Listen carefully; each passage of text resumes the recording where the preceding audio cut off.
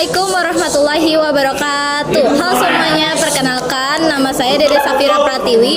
Saya dari kelompok 6 ingin memberikan materi tentang sistem indera. Di sini ada pengertiannya.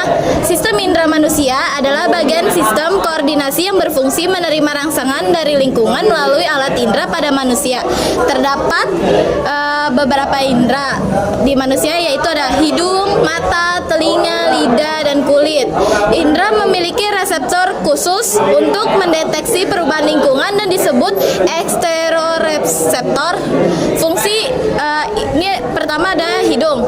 Fungsi indera pembau pada manusia adalah mendeteksi zat berbau. Reseptor pembau terletak pada bagian atas rongga hidung, yaitu pada epitel olfaktori. Strukturnya ada struktur indera pembau terdiri dari sel pembau yang berupa neuron sebagai reseptor. Sel pembau memiliki dendrit berbentuk rambut yang berada di lapisan lendir hidung. Zat bau berupa gas atau uap larut dalam lendir, lalu merangsang reseptor dan menimbulkan impuls saraf. Saraf olfaktorius atau saraf otak 1 ke bulbus olfaktorius, kemudian ke otak. Di otak, rangsangan bau itu yang pertama ada diinterpretasikan di konteks otak sebagai sensasi bau. Dihubungkan dengan pusat lain, misalnya pusat muntah atau hipotalamus, dan dapat disimpan sebagai ingatan. Diduga setiap zat penimbul bau hanya merangsang satu jenis reseptor saja, sehingga otak dapat membedakan berbagai rasa bau. Terdapat 7 rasa bau primer, yaitu bau eter, bunga, peppermint, musky, komper, teknik, dan pedas. Salah satu kelainan pada indera pembau sehingga kehilangan sensitivitas terhadap rasa bau adalah anosmia.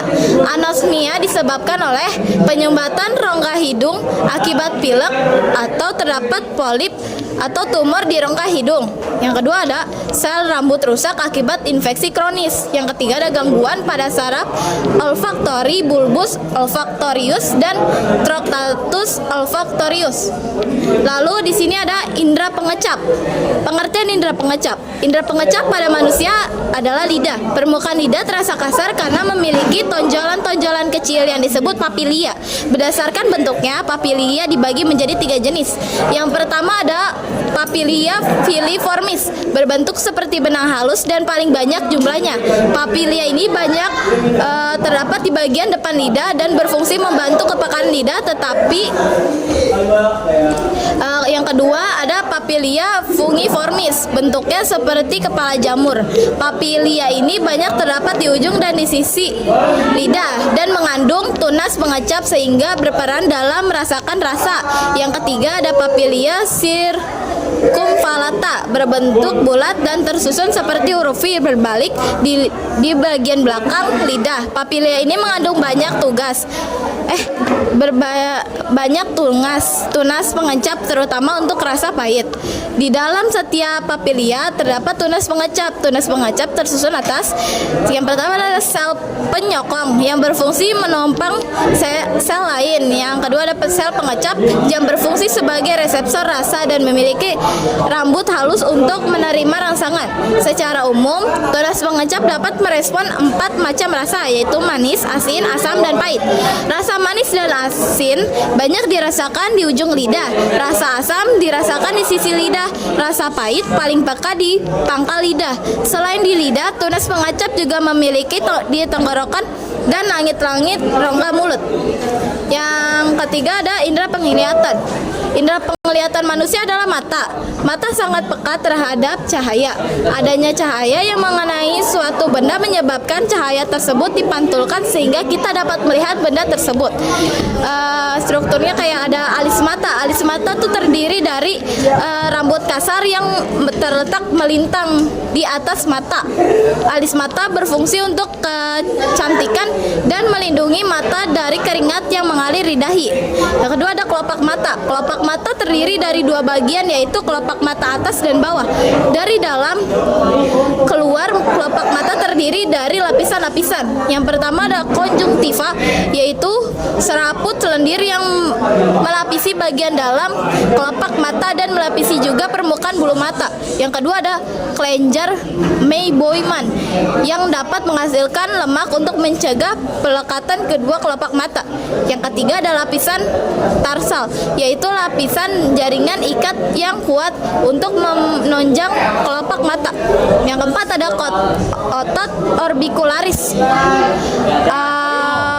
kuil yang berfungsi menutup bulu mata. Yang selanjutnya ada jaringan ikat, dan terakhir ada kulit luar. Terus selalu ada bulu mata. Bulu mata merupakan barisan rambut pada ujung kelopak mata. Pada bulu mata terdapat kelenjar minyak yang disebut kelenjar Zeiss yang terletak pada akar bulu mata. Infeksi pada kelenjar minyak disebut bintil atau purdeulum.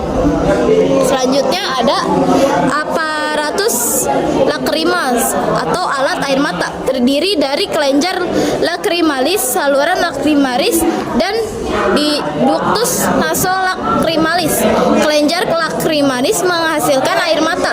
Air mata dialirkan ke konjungtiva, lalu ke saluran lacrimalis, lalu ke kantung lacrimalis, lalu ke hidung. Fungsi air mata melembabkan, membersihkan, dan melindungi mata. Jika ada benda asing atau terjadi refleks mengeluarkan air mata melalui saraf 5 dan 7. Otot bola mata terdapat 6 lurik, berfungsi menggerakkan bola mata kanan, kiri, atas, bawah. Lalu ada selanjutnya ada bola mata. Bola mata berdiameter sekitar 2,5 cm dan 5 atau 6 bagiannya terbenam dalam rongga mata dan hanya 1/6 bagian yang tampak dari luar. Bola mata terdiri dari 3 lapisan.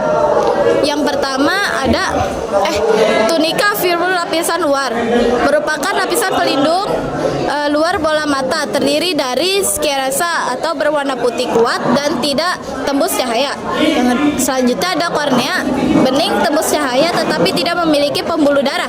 Selanjutnya ada kornea, banyak mengandung ujung saraf sehingga sangat peka.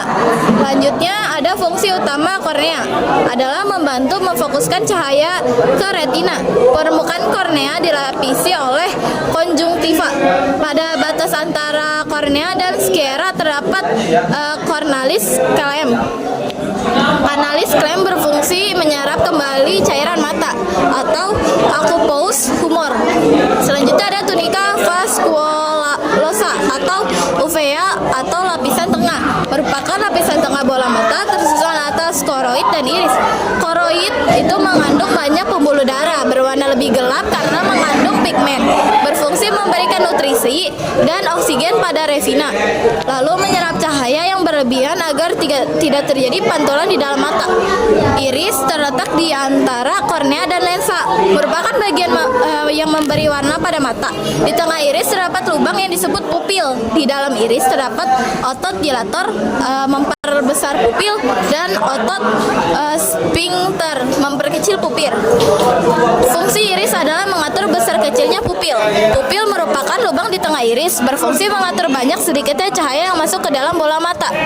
Nah, lalu di sini juga ada kelainan mata. Yang pertama ada hipermetropi atau rabun dekat. Objek dekat kabur, jauh sambalkan jelas. Lalu ada astigmatisme, kelengkungan kornea atau lensa tidak rata. Penglihatan kabur atau pterodistorsi, lensa silinder atau kontak. Presbiopi atau mata tua, elastisitas lensa berkurang karena usia, sulit melihat dekat, kacamata cembung.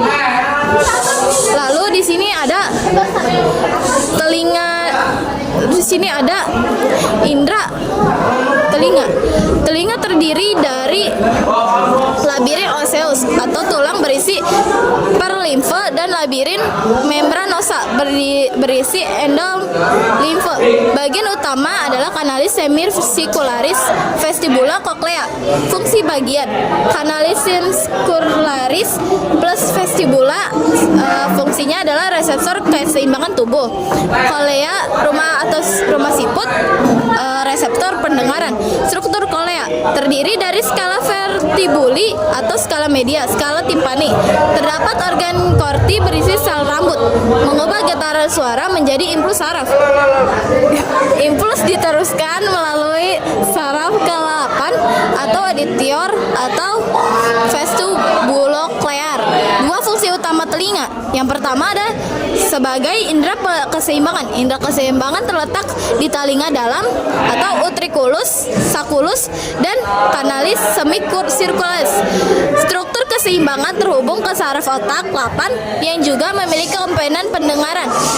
Lalu selain untuk keseimbangan, telinga juga sebagai pendengaran. Telinga mendengar gelombang suara, yaitu perubahan rapatan molekul udara akibat benda bergetar. Keras lemahnya suara bergantung pada amplitude dan tinggi rendahnya suara tergantung pada frekuensi. Daun telinga berfungsi seperti corong yang mengumpulkan gelombang suara, kemudian disalurkan ke saluran telinga luar. Lalu ada indera peraba manusia. Kulit merupakan indera peraba manusia. Kulit terdiri dari epidermis luar dan epidermis dalam. Mengandung reseptor untuk sentuhan, tekanan, panas, dingin, dan nyeri. Jenis reseptornya ada nyeri, yaitu di ujung saraf, panas dan dingin juga di ujung saraf. Lalu sentuhan, corpus mesin, discus Merkel yang saraf di sekitar rambut. Tekanan, yaitu corpus Pacini, Ruffini, Krause. Area seperti bibir dan ujung jari, lidah, dan alat kelamin sangat peka karena banyak reseptornya. Sekian dari saya. Wassalamualaikum warahmatullahi wabarakatuh.